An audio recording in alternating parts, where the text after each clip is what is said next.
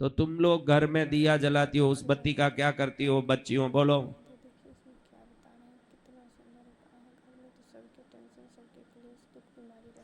मेरा बोला हुआ नहीं, रेगुलरली आप करते क्या थे, आज तक क्या किया। कहाँ डालते हैं। हाँ, कई लोग तो क्या कहीं भी डाल देते, कई लोग तो क्या हफ्ते में एक बार ही दिया ही करते हैं। कई घरों में ऐसे हैं जो 15 दिन में एक बार ही दिया करते हैं। कई तो ऐसे हैं जो 3-6 महीने में कभी याद आ जाए कि चलो देवता कोई बैठे होंगे कुछ कर दें, तो 6 महीना में एक बार। अभी वो दिया भी हरा हो जाता है पीतल का, देखा ना, अंदर से हरा हो जाता है, वो बत्ती भी हरी हो जाती है।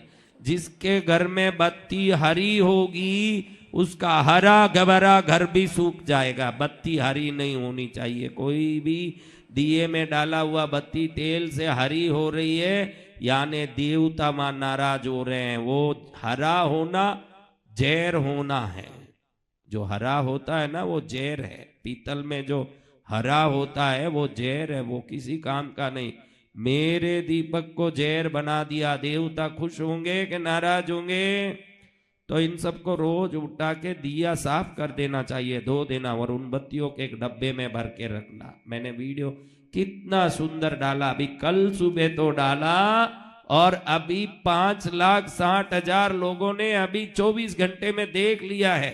जय जय गुरुदेव। तो देखो, लोग जान रहे हैं करना क्या है। उसको क्या करना, एक धूप की वो धूप दानी होती है ना, धूप करने की दानी, उसमें सब दीपक के बत्ती इकट्ठा कर लो।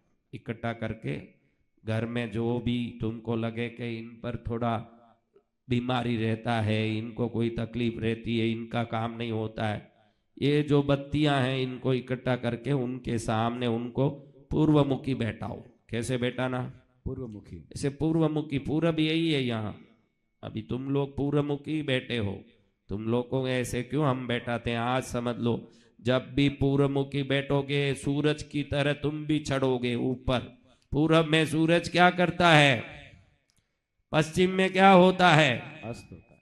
तो हम इधर नहीं बैठा सकते, तुम लोगों को इधर क्यों बैठाया। सूरज की तरह तुम भी चढ़ते रहो, बढ़ते रहो, इसलिए तुमको ऐसे हम बैठाते हैं, देखो। और ऐसे बैठने के बाद उनको वो धूपदानी में रखी हुई बत्ती को 3 बार उनके शरीर को ऐसे घुमा के, ऐसे 3 बार उल्टा घुमा के, 3 बार सीधा घुमा के, फिर ये बत्तियों को दरवाजे के बाहर ले जाओ और वहां थोड़ा नीचे कपूर डाल के ये बत्तियों को डाल के एकदम जलाओगे तो तुम देखोगे कि उसमें से तरह तरह के रंग निकलेंगे और तरह तरह की आवाजें आएगी। तुम आश्चर्य में पड़ जाओगे कि ये क्या चीज है। ये उस शरीर में रही हुई सभी दोषों का एकदम निवारण है, एकदम सटीक निवारण। जय जय फिर गुरुदेव। ये जो जला हुआ है ना, वो वीडियो में बोलना भूल गए, जो जला हुआ राख है ना, कचरा, इसको वहां से साफ करके कहीं एक दूर जगह डाल देना चाहिए, घर के सामने नहीं रखना।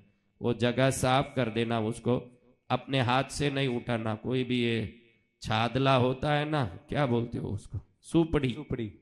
सुपड़ा, सुपड़े में निकालना झाड़ू से, हाथ नहीं लगना, क्योंकि वो किसी का दोष है। उसको ऐसे लेके दूर डाल देना। पति हो, व्यापार करने वाला पति, नौकरी में जाने वाला बेटा हो, कोई काम में हो, इन पर, या खुद कोई गरीब औरतों को आजकल बीमारियां बहुत आती है, घुटने की, सिर दर्द, पेट दर्द। औरतें खुद बीमारी उत्पन्न करती है, घर में न बीमार रहती है, इसलिए उन पर भी ये कर सकते हैं, ये बत्ती वाला औरतों पर। जो है कोई अपना भरोसेमंद आदमी से करवाना, जो घर के आदमी से। किसी को भी बुला के भैया मेरा थोड़ा ये कर दो, वो कोई उल्टा कर दिया तो फायदा नहीं होगा। अपना घर के लोग होंगे तो अपनापन होगा, और जिसका अपनापन होगा वो करेगा तो जरूर ये तुरंत काम करेगा। अपनापन भी जरूरी है, क्रिया में अपनापन जरूरी है। माँ खिलाती है तो पेट भरता है, होटल वाला खिलाता है तो पेट भरता है क्या, नहीं। क्यों नहीं भरता है, क्योंकि उसमें अपनापन नहीं, बिल वसूलने की बुद्धि है। और माँ में है कि मेरा बेटा खुश रहे, खाएं, पेट भरे। माँ प्रेम से खिलाती है, ये कव्वे में भी अमृत का आनंद आता है। होटल में खाओ, सीधा घर आते ही बाथरूम कहाँ है ढूंढो भाई, टॉयलेट कहाँ है। होटल, कोई भी आदमी फटाफट पंडित जी घर में दौड़े जा रहे हैं कि टॉयलेट कहाँ है, टॉयलेट कहाँ, समझना के होटल जाके आए हैं। कहाँ गए हैं? होटल जाके आए, होटल जाने वाला सीधा फिर कहाँ जाता है? बाथरूम। क्योंकि होटल में इतनी अच्छी चीजें, माँ के हाथ का तुम कुछ भी खा लो वो पच जाता है, बस उसकी वस्तु भी शुद्ध होता है, माँ की भावना भी शुद्ध होती है, वो माँ की कृपा है। होटल में ऐसे भाव शुद्ध होते हैं क्या? नहीं। किसी ने देखा ही नहीं होटल।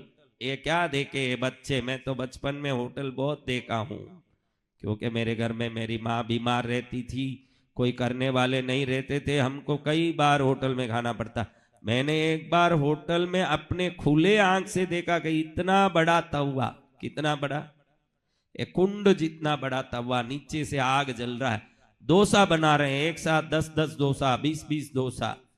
तो इतना बड़ा तवा साफ कैसे करें? तो काड़ी वाला बड़ा झाड़ू होता है ना, नया झाड़ू, उसी से साफ करते हैं वो लोग तवा। और ऐसे ही साफ कर रहा ना, अचानक उसको सर्दी आ गई, छींक आ गई, तुरंत नाक ऐसे किया, तवे पर झटका और हाथों हाथ उस डोसे को निकालने लगा। मैंने मेरे आंखों से देखी है कि ये डोसा में घी कैसे पड़ता है।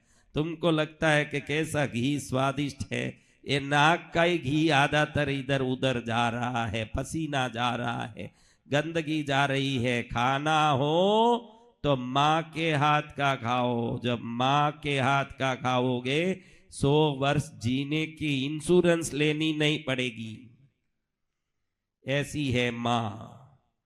बोलो पद्मावती माता की जय।